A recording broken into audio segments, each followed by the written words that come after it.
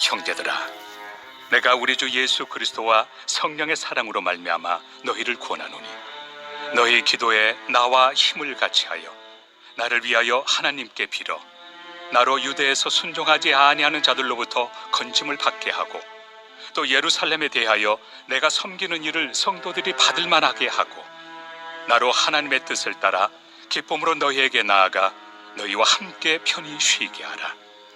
평강의 하나님께서 너희 모든 사람과 함께 계실지어다. 아멘. 로마 교회 성도들에게 선교 후원을 요청했던 바울은 오늘 본문에서는 또 다른 요청을 하고 있습니다. 30절 후반부에 보시면 너희 기도에 나와 힘을 같이 하여 나를 위하여 하나님께 빌어 라고 하죠. 바울은 로마 교회 성도들에게 기도 요청을 하고 있습니다. 바울이 로마 교회 성도들에게 부탁한 기도 제목은 무엇일까요?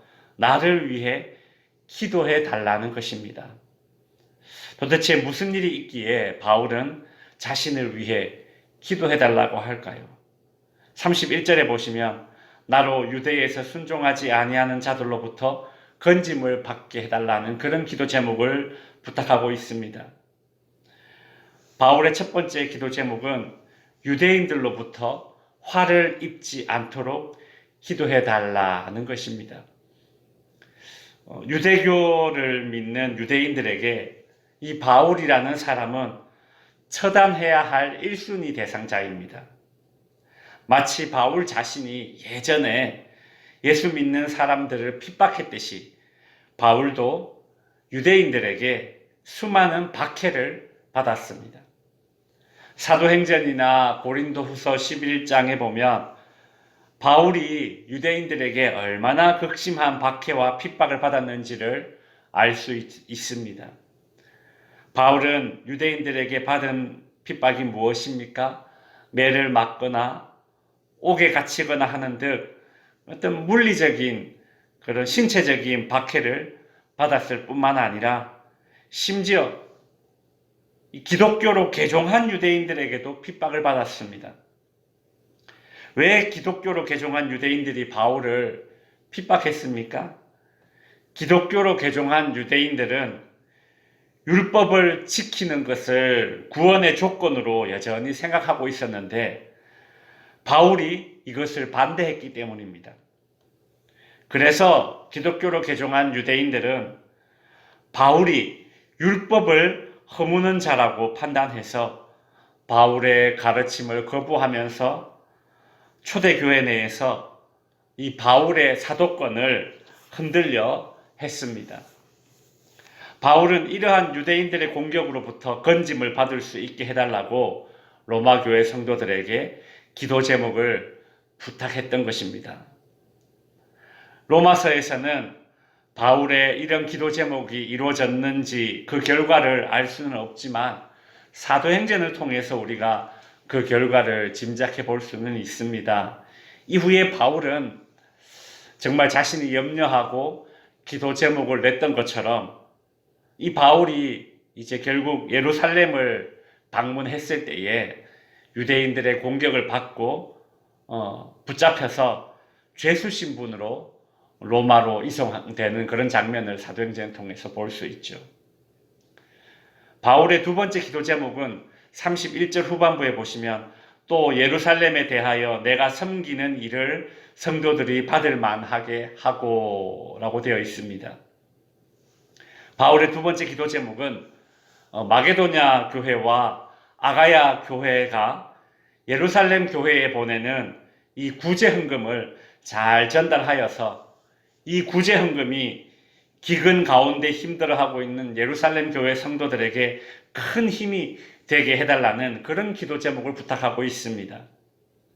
이 당시에는 계좌이체 같은 것이 없으니 여행자들이 이 현금을 들고 다니다가 번번이 강도들에게 당하였습니다.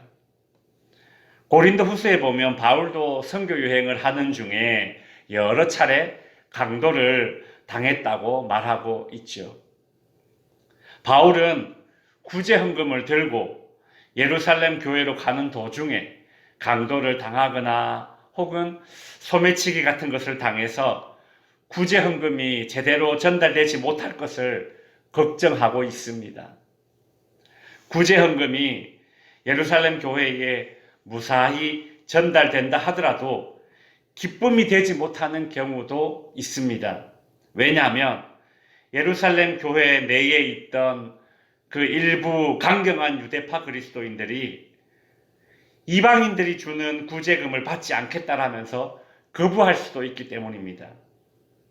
만일 예루살렘 교회 내에 있던 이 유대파 그리스도인들이 이방인들이 준 구제헌금을 받아들인다면 이것은 이방인 교회가 예루살렘 교회로부터 공식적으로 인정을 받게 되는 계기가 되기 때문에 바울은 그리 되기를 간절히 바라고 있었던 것입니다.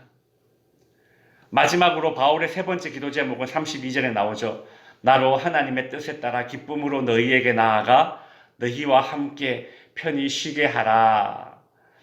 바울은 예루살렘 교회에 구제헌금을 전달하고 난 이후에 이 성도들과 함께, 이 로마 교회 성도들과 함께 즐거운 휴식을 가지고 싶어 했습니다. 참 바울도 쉬고 싶었을 것입니다. 바울의 선교 여행은 온갖 박해와 핍박과 또 거절과 무시와 위험이 늘 도사리고 있는 그런 선교 여행이었죠. 또 어떨 때는 선교의 열매를 거두는 환희와 감사도 있었을 것입니다. 이런 좋은 일과 안 좋은 일이 계속 반복되는 그런 선교 일상 가운데 바울이 육체적으로 심리적으로 얼마나 피곤했겠습니까? 그러니 바울은 나로 하여금 좀 편히 쉬게 해달라, 안식을 가지게 해달라, 그리 이제 기도 부탁을 하는 것을 볼 수 있습니다. 이제 말씀을 정리하겠습니다.